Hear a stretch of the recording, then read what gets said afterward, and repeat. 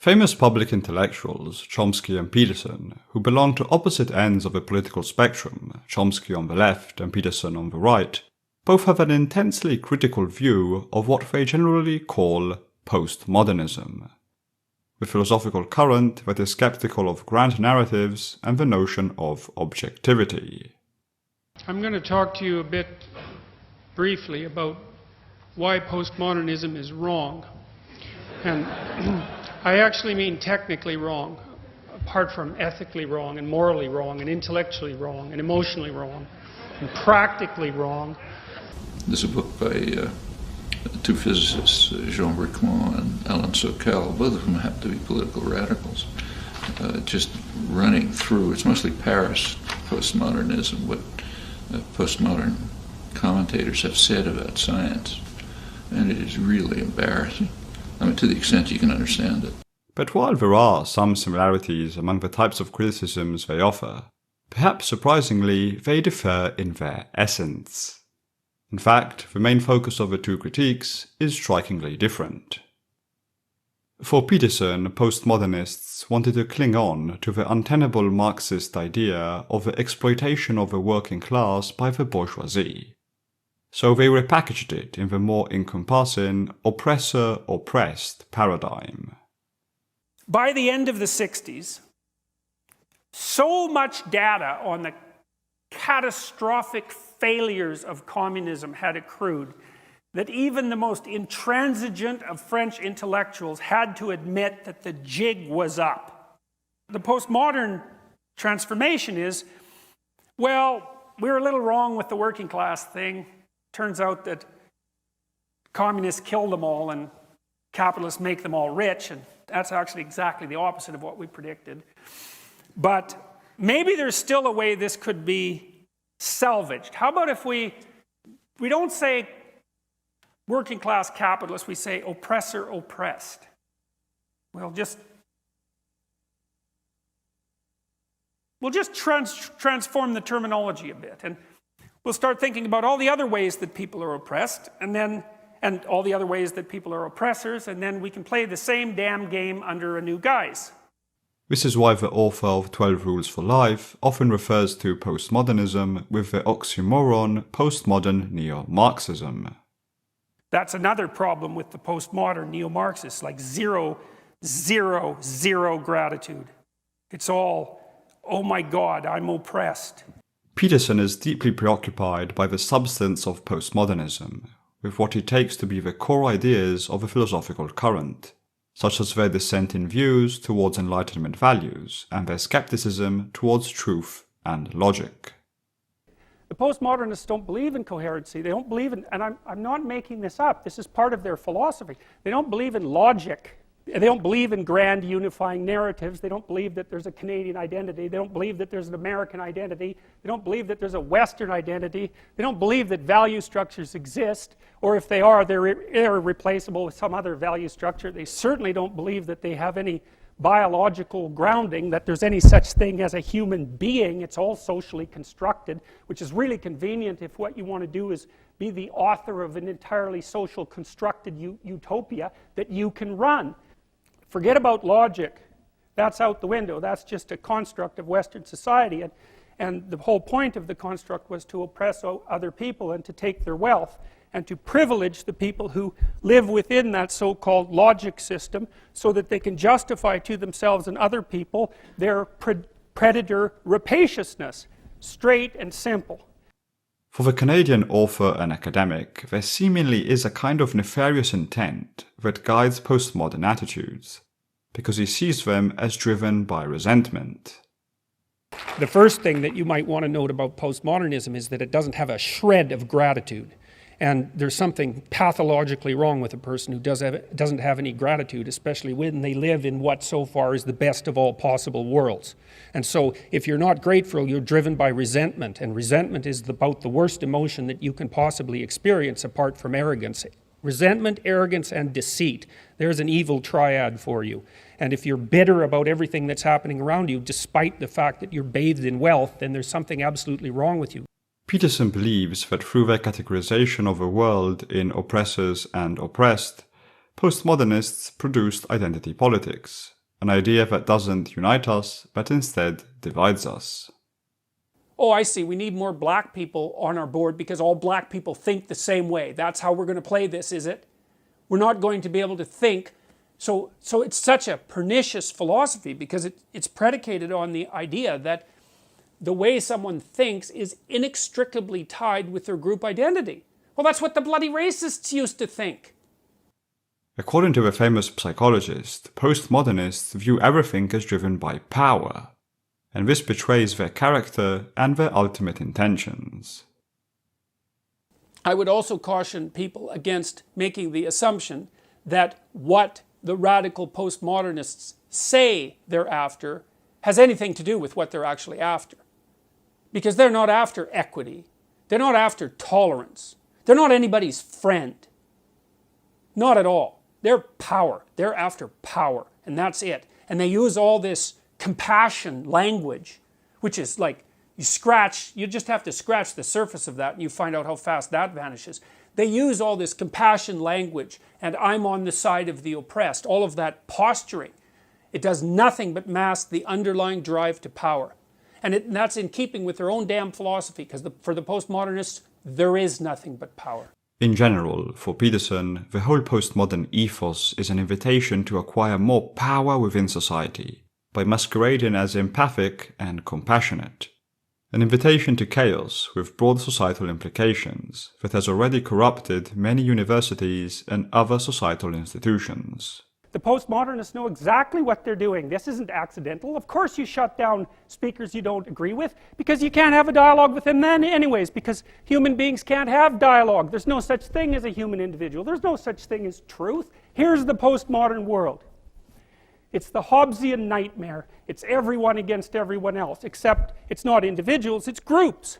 And you're stuck in your damn group, and it's the only thing about you anyways that's relevant, which is why we might base our hiring on it, for example.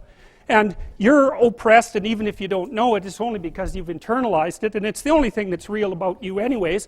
And I can't talk to you because I'm in my own little silo of privileged belief, and besides we can't use logic because that doesn't exist, and so you're in a group and I'm in a group, and all we can do is have a war. Or we can talk, but we don't get to talk because you can't talk if you're a postmodernist, because speech is just chatter. So when it's just chatter that supports the people in power, that's how they think. And so the whole world is this little armed war of identity group against identity group against identity group. And you shut down people who don't agree with you because why should you let them talk?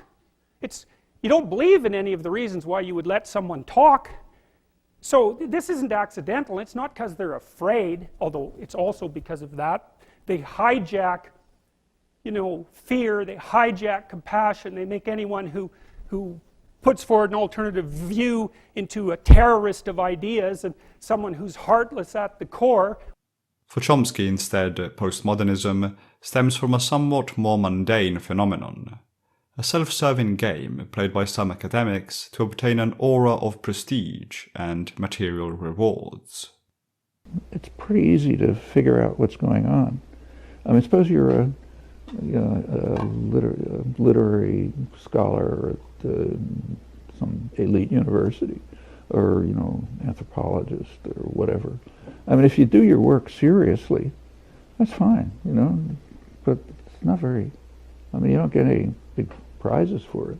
On the other hand, you take a look over in the rest of the university, and you got these guys in the physics department and the math department, and they have all kind of complicated theories, which of course we can't understand, but they seem to understand them, and they have principles, and they deduce complicated things from the principles, and they do experiments, and they find either they work or they don't work, and that's really impressive stuff.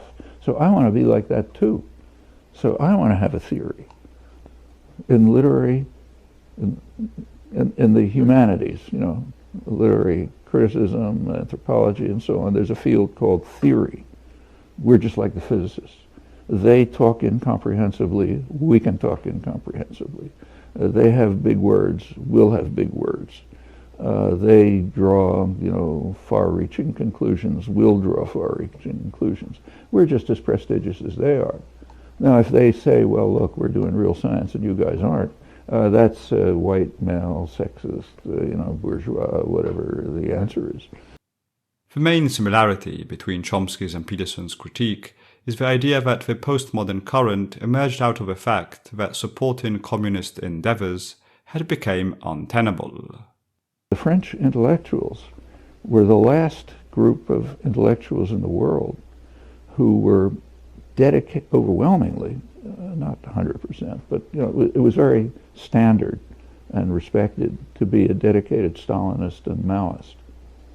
Okay, by the mid-70s, I was getting to be a pretty hard position to uphold. So what you had, if you take a look at what happened, is there was a sudden shift. People who had been flaming Maoists and Stalinists suddenly became the first people in the world to have discovered the Gulag, and went on a tear about how everyone else supports, Stalinist and Maoist atrocities, and we're France, of course, so we have to be in front of everyone.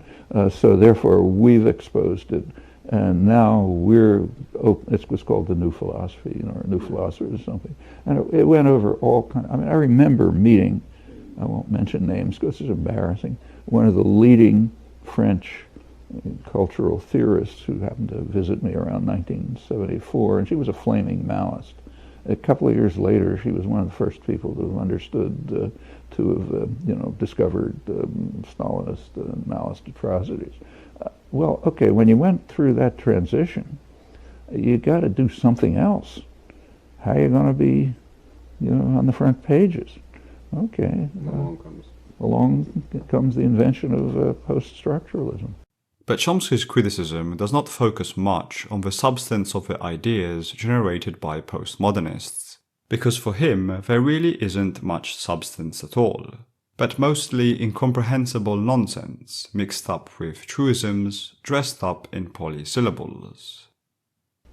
If you look at it from the outside, what they're actually doing is using polysyllabic words and complicated constructions, which apparently they seem to understand because they talk to each other. Most of the time I can't understand what the heck they're talking about. Even people are supposed to be in my field. It's all very inflated and, a lot of prestige and so on. For the famous linguist, the self-interested, incomprehensible language game is played by postmodernists to maintain their academic positions and appear more radical than thou remain confined to some specific disciplines. But they create tangible problems, especially in countries that desperately need real intellectuals. In the first world, the rich countries, it doesn't really matter that much. So if a lot of nonsense goes on in the Paris cafes or the Yale comparative literature department, well, okay. On the other hand, in the third world, popular movements really need serious intellectuals to participate. And if they're all ranting postmodern absurdities, well, they're gone. I've seen real examples. Chomsky doesn't see postmodernists as having serious coherent ideas worth challenging, nor nefarious goals driven by resentment. Rather, postmodernists, for him, were driven by overly human desires for prestige and job security. So, although both academics vehemently criticize postmodernism, they actually take two nearly opposite routes to do so. Peterson directs the brunt of his critique at the malevolent substance of postmodern thought, at what he takes to be their wicked ideas that carry with them broad societal implications. While Chomsky's critique focuses more on the form of postmodern thought, because for him the form conceals the fact that there isn't much substance to even talk about. Just a bunch of language games played to run around at conferences. For one, the pernicious philosophical ideas of postmodernism have to be defeated. For the other, there isn't really any serious ideas to challenge.